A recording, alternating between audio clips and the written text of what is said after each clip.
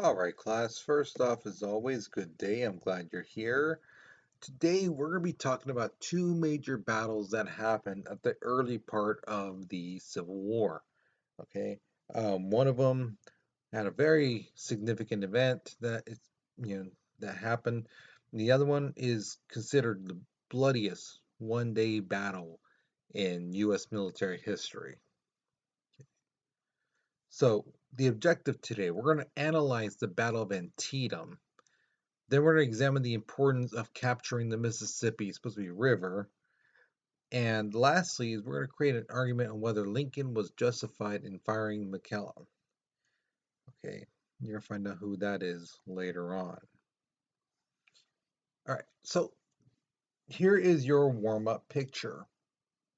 The first question asks you to basically be a detective and tell me, based off what you see in this picture, where is this battle located? Is it in a city? Is it in a town? Is it on the outskirts of a city, outskirts of a town, in the middle of nowhere? Use basically like being a detective and tell me where are they, more or less, and explain why. Why do you say that? What you believe. Okay. The second question asks you, based off what you see there too, the people who you see dead, those bodies, do you think their side won this battle, or do you think their side lost this battle? And why do you believe that? So if you say, yeah, I think they won, then explain why do you think they won. If you say no, they probably lost, well, then tell me why do you think that side lost? Okay, so pause the video, write your response because we're moving on in 3, 2, 1. All right, so I want to be perfectly clear with this. Um, the battles we're going to be talking about, the major battles, a lot of them occurred in the eastern area of the United States. So places like Maryland, Virginia, North Carolina, South Carolina, Georgia, Mississippi, Louisiana, Tennessee. That area of the United States is where a lot of the battles we're going to be talking about happened. Now, that doesn't mean to say that nothing else was happening in the other part of the country. There was fighting happening in Texas. There was even Civil War forts created here in the West Coast. If you've ever been to San Francisco, the Golden Gate Bridge, underneath the southern end of it, there's a fort. And if you didn't know, Alcatraz was a fort, a Civil War fort. Okay, so even though there wasn't major battles out here, there were still some skirmishes. Okay, at the very least, forts. Okay, so Southern troops anticipated an attack on the Mississippi River. If you didn't know this, the Mississippi River is the longest river in the United States. Okay, it goes all the way from the Gulf of Mexico, which is down where New Orleans is, all the way up as high as I believe it's in Minnesota. Now, the thing is, they figured, okay, the river is up here, let's say in Ohio and things like that. The North will put ships there and then they'll come down to us. So let's meet them up there and let's fight them. And they did. In Memphis, Tennessee, they did um, stop a Union flotilla. So, but the thing is, they didn't have that many ships up there. Why? Because a lot of the ships were on the Atlantic Ocean, and they swooped underneath Florida and came up to New Orleans. Now, New Orleans was not defended very well because they figured, well, they're not going to attack New Orleans. New Orleans is so down south, you know, so we don't need to defend New Orleans too much. So they left only 3,000 militia soldiers. Now, again, militia is citizen soldiers. It's basically regular people, you, me, things like that. We have no formal training in military tactics and things like that. So the people in the South had 3,000 of those type of soldiers, two ironclad ships, which are those that top picture. That's an ironclad. So two empty ones. And again, would those citizens know how to drive that boat? Chances are no, because you have to remember a lot of them didn't work in factories because in the South there wasn't many factories. They didn't know about machinery all too well, besides, simple things that dealt with farms. Because again, they were more agricultural minded. And a few steamboats. That's it. The only big thing that they had for them was that in order to get to New Orleans, there were two forts that the Union had to go through. One of them was Fort Jackson, and the other one was Fort St. Philip. The Union, they came full force. They brought their admiral on the admiral was David Farragut. My bad. I misread that right now. I'm sorry. Farragut, and he had 24 gunboats and 19 mortar boats. That let me move this picture or this little video over just a little bit. That is a mortar. What you see right there, that big old cannon looking thing, that's a mortar. We have them nowadays, but they're a lot tinier. But they would have these mounted on the ships, and when they would shoot, the force would make the boats go down a little bit and then come back up. Okay, so they were powerful things. And on top of that, he had about 15,000 soldiers at his disposal. So the Union was coming in full force into New Orleans. Now, the Confederate general in charge, his name was Mansfield Lavelle, he realized, you know what, this 3,000 citizen soldiers is not going to do it, even against 15, especially against 15,000 regular trained soldiers. These guys don't stand a chance. The mayor of New Orleans, John Monroe, basically told Mansfield, "Hey, why don't we attack them? Force the Yankees to come into New Orleans, and then we'll attack them when they're in the town." And Mansfield's like, "That's the stupidest idea." Because here's the thing: if we wait for them to come into New Orleans and we attack them, having people hide behind buildings or on top of roofs and things like that. He goes, the Union will destroy this city. They will destroy the city. They got the cannon power. They got the soldiers, to basically destroy this town. If they destroy this town, that's property loss, and that's people, innocent people who will probably die because of this decision. So he's like, no, it's not worth it. We'll fight them off at the forts, but if they beat us, they beat us. And that's what ended up happening. It took 4 days, however, but both forts were taken by the Union. Now, most places, when the conquering people come into town, the people will be cheering, waving, and yay. Excuse me.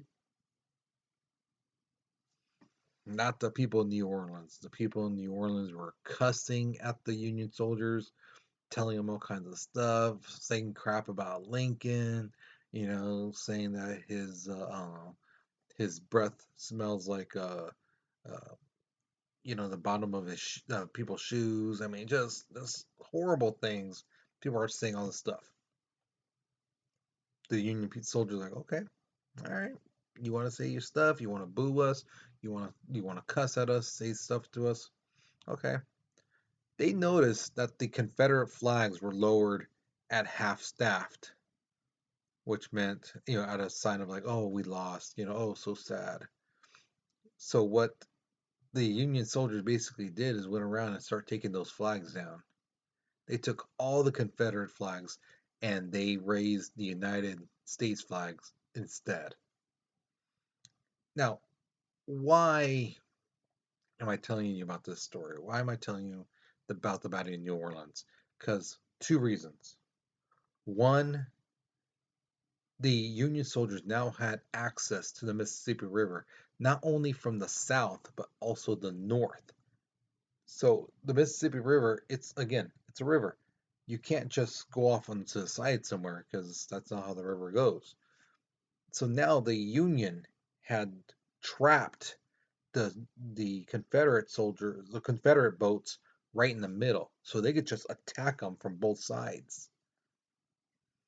Okay, that's one thing. The other thing is it's a life lesson. The Union did something that the Confederates didn't think they would do. They came all the way around. And it just goes to show you should never underestimate your opponents. Never think, oh, I'm smarter than them. They're dumb. They won't do this. They're not that smart. They just may be. So here's my first question for you. Why do you think the Confederates left so little in their fort defenses on such an important city? Okay, New Orleans was very important, a crucial city. Why do you think they just left only 3,000 militia soldiers, citizen soldiers? Why do you think they left so little? Okay, so write your response, pause the video, okay, because we're moving on in 3, 2, 1. So, September 17th, 1862, Antietam Creek. This is near the city of Sharpsburg, Maryland. For the Union, the North, the person in charge was the General George McClellan. Now, George McClellan, again, is the top general for the Union. The Confederates, the guy who was in charge of them, the South, it was Robert E. Lee, General Robert E. Lee. These are the two top generals for both sides going against each other. Okay. Now, Battle of Antietam is again, I told you in the beginning, is considered the deadliest one-day battle in U.S. history. Okay. Oh, excuse me. Now, Robert E. Lee was um, the West Point's top soldier.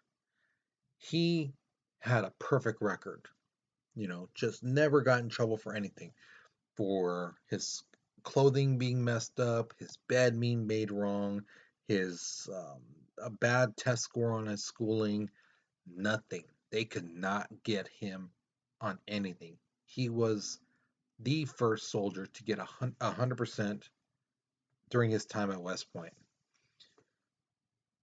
Now, the thing is, he gives his commanding officers a special order. It's called Special Order 191, in which he said, we're going to split the army in two. One side goes this way, one side goes this way.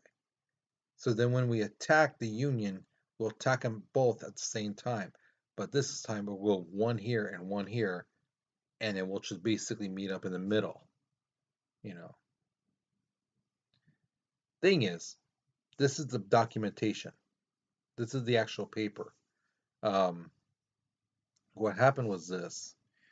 When Lee gave this orders to the commanding officers, one of the commanding officers decided, you know what, I'm going to fold this paper up, make it to like a little pouch, and put some cigars in there. They break camp and they start marching. The guy forgets the orders. Then two scouts for the Union come around. One of them is Private Mitchell, and the other one is Sergeant Boss. They see this pouch right on the ground made of paper. They open it up, and there's the cigars. So they start lighting them up. And they're smoking their cigars and enjoying it. And then they notice there's writing on this paper. So they unfold it, they open it up, and they start reading. They read this paper, and again, they see the date, September 17th, 1862. And they start reading, and they realize, oh my God, this is what they're planning to do to attack us. So they hurry. They go to McClellan, give him the paper, and they tell him, this is from today. This is what he's planning to do. McClellan reads the paper. He goes, okay, all right. We know what they're going to do now. Let's let's uh, let's attack them. All right. So here's the thing that happens next. Lee, for some strange reason, has this sense, and he tells his guys, "Take out your orders." And everyone's taking out the orders, and basically he finds out that one of the orders is missing, and he basically some tells him the other side knows. The other sides know what we're going to do. So he rushes to unite his armies. But the thing is, the other group has already ran into the Union soldiers. Now, there's a book called The Art of War by Sun Tzu. In that book, it basically tells you if something like that were to happen, where part of your army, your group, is fighting another group, he says you should not attack. The reason why is because that group, your enemy, they have the momentum. They're beating a smaller group.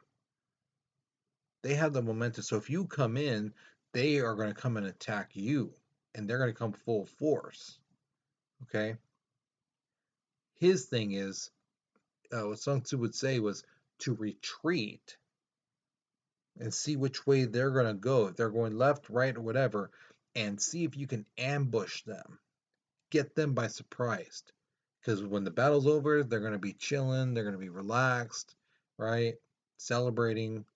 He goes, and then when they're relaxed, that's when you attack, when they don't expect it. That gives you the advantage. Lee knows this. He knows he should retreat, but he doesn't. He basically tells his other people, let's all regroup at Antietam. And that's what they do.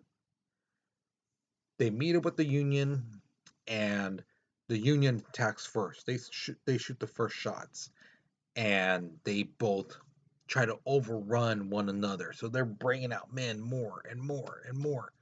You have to remember, the guns they have is not automatics. They're muskets. So they had to get the gun, put the powder, pack it, put the bullet, put in there, pack it, put the other stuff, pack it, um, bring it up, pulled back the hammer, put the flintlock thing on there, the cap, and then aim, shoot. That takes about 20 seconds, the average man. If your enemy's 10 feet away from you, do you think it's going to take them a whole 20 seconds to come after you? Probably not, right?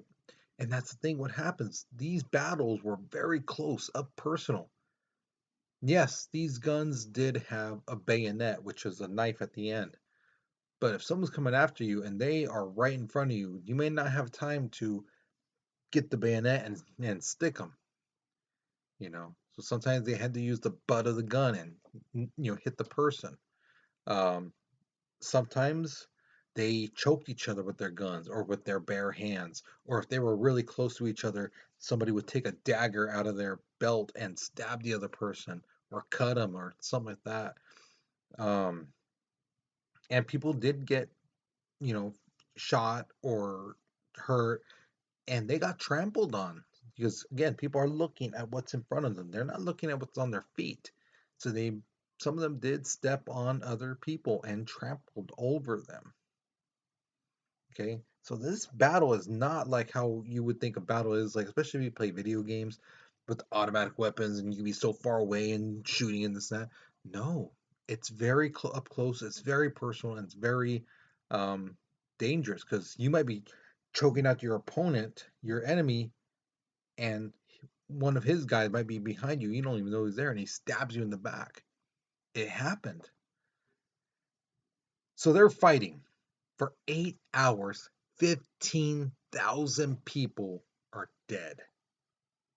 Now, this picture you see right here to the side, that is known as the sunken road.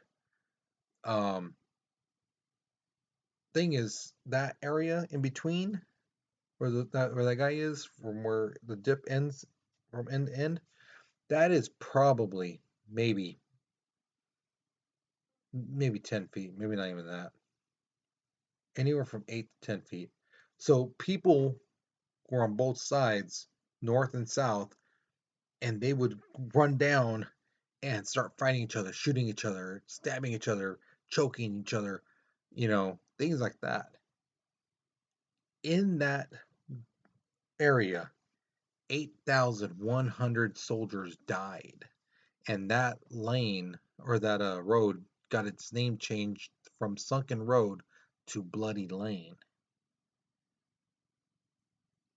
A lot of people died. And again, I want you to understand that the fighting, it's not like how it is now. Okay? So you had to keep your head on a swivel to see if someone's going to come after you, stab you, shoot you, choke you, you know, things like that. All right, here's your next question. Why do you think Lee didn't retreat?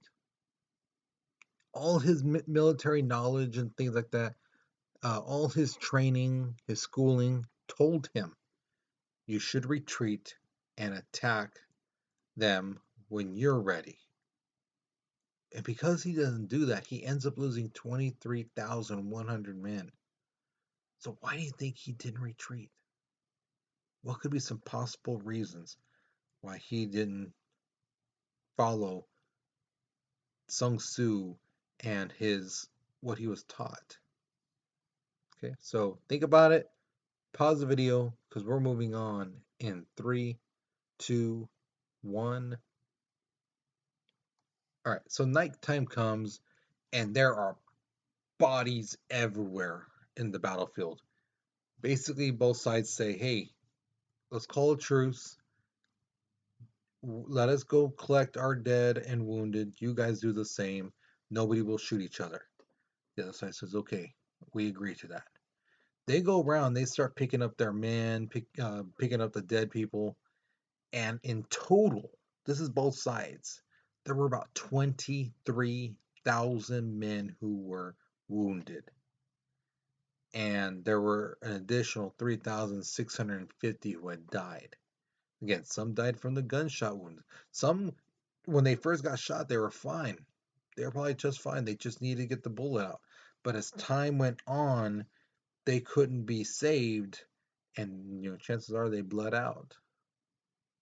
It happened. So the next day, McClellan, he sees Robert E. Lee, the general from the other side. He sees him getting on a boat to go to the other side of the river, which was the Confederate territory, the South Territory. Instead of attacking him and capturing him, McClellan let him go. He lets him get on his boat and go away. He could have easily caught him, but he doesn't. Because thing is, his orders were to stop any type of Southern people getting that land from the Union. Now, Abraham Lincoln hears that McClellan had a chance to capture Lee and didn't. And Lincoln loses his mind.